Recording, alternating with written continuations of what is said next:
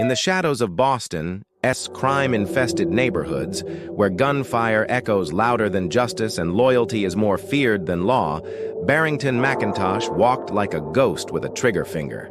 He was a man with no mercy and no master.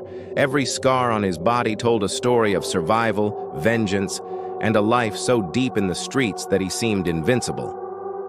But perhaps what made McIntosh so dangerous wasn't to just what he did. It was how many times he should have died, but didn't. Years before he tried to kill a woman who once saw him as her own son, McIntosh's life was already soaked in blood.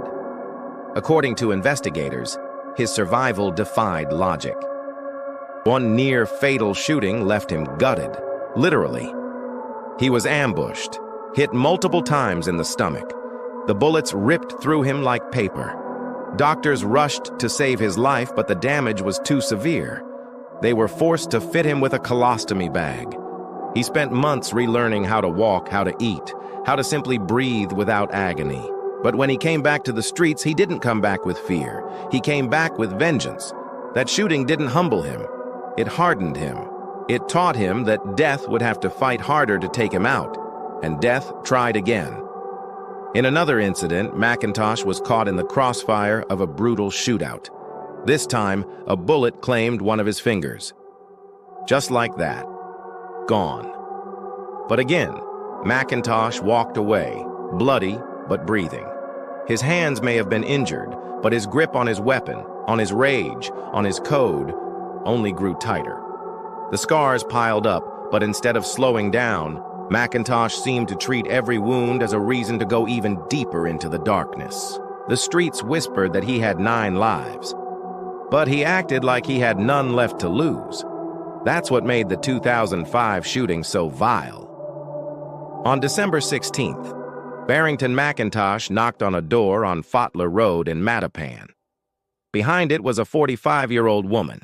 She wasn't just some random target. She was his childhood friend's mother. She had known McIntosh since he was a boy. He was the kid who once played in her yard, the kid who ate at her dinner table. She had no reason to fear him. So when he showed up, she opened the door with kindness, not caution.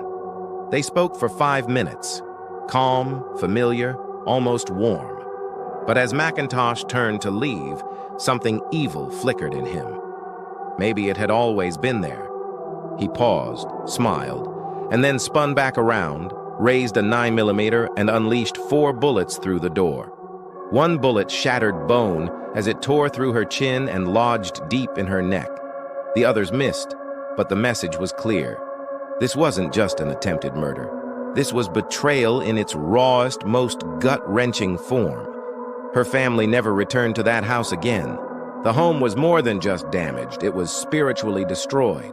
Barrington didn't run, he didn't panic, because men like him didn't fear consequences, not from the law, not from God. He had been shot, disfigured, left for dead, and every time he came back colder, stronger, more ruthless. One Boston investigator didn't mince words. He is one of the 3 most dangerous criminals in the city. And it wasn't just talk. His criminal record read like a blueprint for chaos. Gun charges, assaults, suspected links to shootings that never even made it to court. His name came up often in the streets and even more often in police briefings. But no one had been able to stop him until now. When McIntosh was brought to trial for the attempted murder of the Mattapan woman, the courtroom was tense. The victim testified, still carrying the bullet inside her body, still carrying the pain. She told the court, "I had no reason to fear him." But in the end, she showed no fear anyway. Her testimony helped put the final nail in his coffin. Suffolk County District Attorney Daniel F. Conley called it what it was: justice. Barrington McIntosh's conviction takes an extremely dangerous man off the streets, he said. His victims showed strength and courage. They are heroes. Now, prosecutors are calling for a long sentence. Maybe life. Maybe close to it. But behind bars or not, McIntosh's legacy has already etched itself into Boston's criminal folklore. because what made Barrington McIntosh truly treacherous wasn't just that he survived so many attempts on his life. It's that he didn't learn from any of them. Instead, each one turned him more vicious, more calculated. And in the end, it wasn't a rival who brought him down. It was the ghost of a broken bond. A mother who once fed him. A family that once trusted him.